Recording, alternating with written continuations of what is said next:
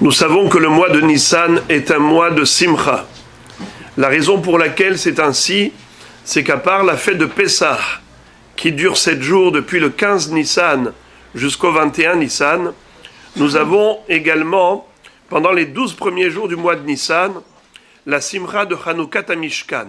On sait que dans le désert, les Bnei Israël ont construit le Mishkan, ils l'ont érigé Rosh Chodesh Nissan. Et pendant les 12 premiers jours de ce mois-ci, les 12 Nessi'im, les chefs de tribu, ont apporté, à tour de rôle, chacun son sacrifice inauguratoire. C'est la raison pour laquelle, d'ailleurs, tous les matins après Shacharit, on lit pendant les 12 premiers jours Hanoukat Nessi'im, n'est-ce pas? Donc on a déjà 12 jours de Simcha. Le 13e jour du mois de Nissan, c'était le Isru Hag. C'était le lendemain de la fête, comme on le sait, au lendemain de chaque fête, Isru Hag, c'est également un jour de Simcha. Donc on est déjà le 13 Nissan. Le 14 Nissan, c'était le jour du sacrifice de l'agneau pascal, c'était le jour de Korban Pesach, le Shahatu Otokol Keal Adat Israël Ben Arbaim. Ensuite, le 15 Nissan, c'est déjà Yom Tov, le 15 jusqu'au 21. Ensuite, le 22, c'est Isru Hag. Alors, pourquoi est-ce qu'on va dire que tout le mois de Nissan est un mois de Simcha? Étant donné, nous disent nos maîtres, que Benissan Nig'alu Israël ou Benissan Atidin Lehigael. On a été délivré au mois de Nissan. Eh bien, c'est un moment propice pour la rédemption finale. Comme la Géoula première a eu lieu au mois de Nissan, ainsi la dernière Géoula doit avoir lieu normalement au mois de Nissan. Évidemment que la Géoula peut survenir à chaque instant, mais on parle du moment propice à la Géoula.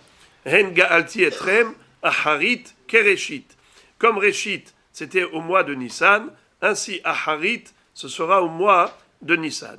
Et par conséquent, le Beth Amikdash sera reconstruit le 15 Nissan. Be'ezrat Hashem Yitbarach.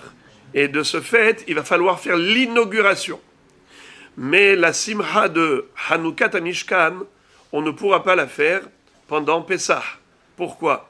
On a une règle enseignée par la Gemara dans Masechet Moed Katan d'Aftet que En me'arvin simcha besimcha. On ne mélange pas les joies.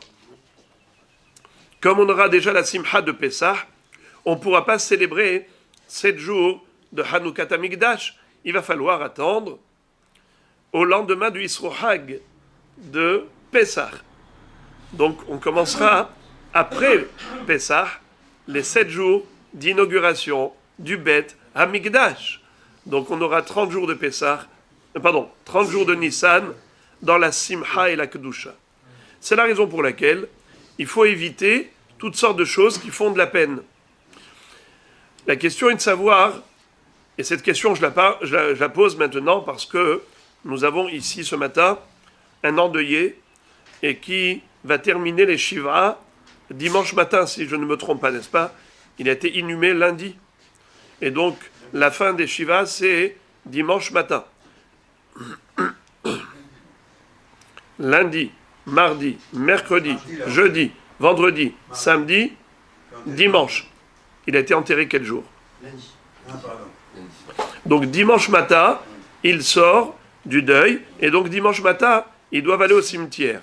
Mais dimanche matin, ce sera déjà au mois de Nissan. Shabbat, c'est Rosh Chodesh. Alors, est-ce qu'ils peuvent y aller?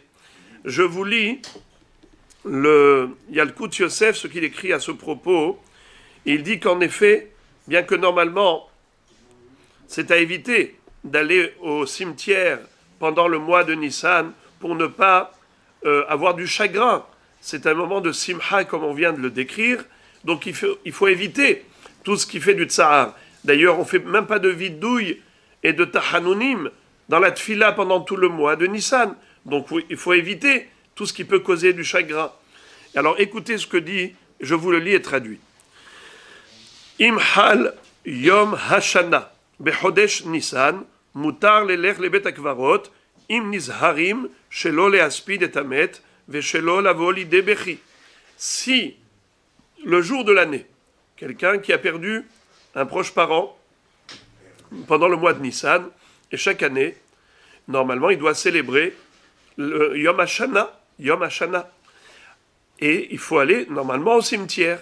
Est-ce qu'il peut y aller, bien que ce soit le mois de Nissan? Le Yalkut Yosef nous dit que ça dépend. S'il est capable de contenir ses émotions et de s'abstenir de pleurer ou de faire des espédim, alors c'est possible. Mais s'il sait qu'il va forcément pleurer, alors il vaut mieux y aller avant le Rosh Chodesh Nissan.